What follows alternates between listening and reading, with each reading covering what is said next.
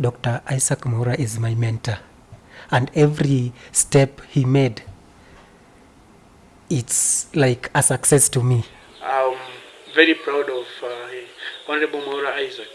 Being there, I feel included. When he got this government spokesperson post, I was happy. I always don't see that I am a low man, but I always have that courage interacting with people who are far ahead of me. So when he got that, we really had hope. Not only me, but persons with albinism in Kenya. Everyone was quite talking nicely about him. Honorable Dr. Isaac Mwaura has really tried as far as making sure inclusivity is seen or is present in the employment sector. He's our mentor actually. Yeah, because he fought for me. Actually, I'm a revenue service assistant at KRA, and I went through paramilitary training. With our albinism nature, going through paramilitary training isn't easy. Actually, when he talks about helping people getting job, I'm a true testimony. At my birth, my father rejected me, said, I cannot have a kid like you. You are not mine. And after they did DNA, it confirmed that I was his kid. And he had no option. He accepted us back and my mother. When I applied for revenue service assistant, I talked to Mheshimiwa and told him, we've done this and this. We just need your help. Because we persons with albinism, that training is not easy. We will roll in the muddy places, you go through hard training. So luckily we were the first cohort to undergo paramilitary training at RTS Eldoret. When I went there, everything was nice. We were called for we did everything, online exams, I passed. With the other 4 colleagues, we were 5 persons with the albinism. So I can't recall, it was 17th July last year. When we went there, RTS, another vetting was being carried on. We passed medical, everything. Now when it comes to albinism, they say no, we cannot.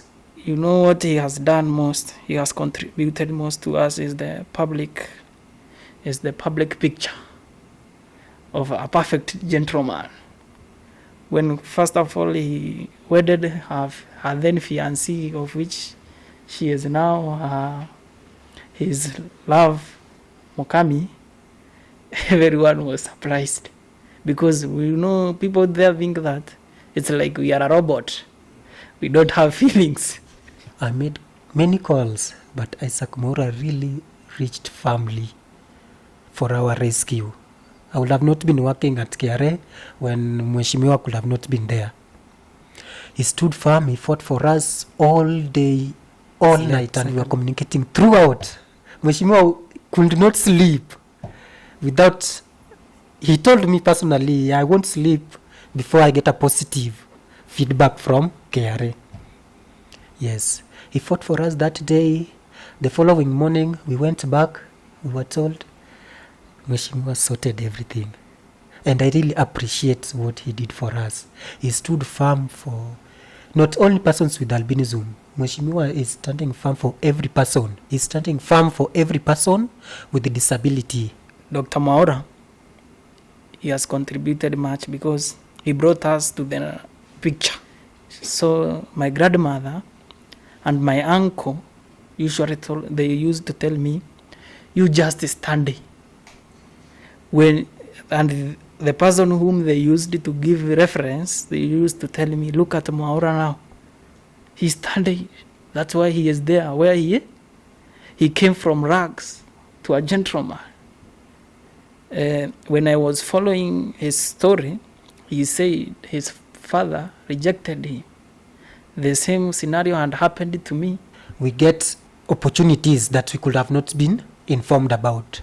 Not only being a spokesperson to the government, he also feed us with the best information that we should be having? When I was in high school in Form 3, there was a time I didn't have school fees, and I came to Mwaura that time, and he paid my school fees. He paid 32,000 that time, and he came to our school and donated some mathematics textbooks. I never knew anything about exemption even until I got into KRA.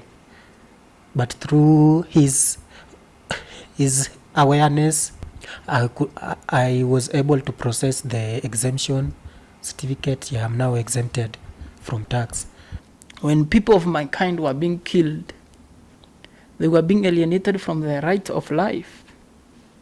But now I am happy because there are steps being taken to ensure those vices are not there anymore. Dr. Mwaura is doing a tremendous work. He is, let's say, in politics they say a kingpin. In our space, the albinism space, he is a flag bearer. He raises our flag high. Living with albinism, coming from the border of Migori and Tanzania, it was not easy. You could pass around and say, pesa inapita. Actually, it could hurt. It is a loathing message. There is also this challenge of when you are walking on the streets, people use derogatory words to demean and to lower our human dignity. Someone can tell you, you are money. That is money walking. Then I wonder, since when did money get legs? Those lower our self-esteem, but in life there is challenges. There is no perfect life. He came and educated our teachers more on albinism, because some teachers were not understanding why we need to sit at the front and why we need more time and when doing exams and maybe to have the large prints. He has even encouraged other people. Like today we have Martin Pepela. He is encouraging us. Chances are there. Fight for them.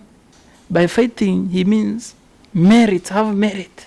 Mwaura has really helped us in the community, because nowadays some people usually say like, usimchokoze huyo ni mtoto wa Mwaura, utashikwa. Anasaidia sana na sunscreen. Jadi ya sunscreen imeanza tu kuendea juzi juu actually mko ananunua. He's really doing a good job. Akiwa hapo ni representative mzuri kwetu. At least there is a figure of us in the government, so at least akiwa tu hapo amecreate tu awareness. Kuna watu kama sisi, we exist, we can do all sorts of things any other person can do. After he created awareness, nowadays we are getting sunscreen.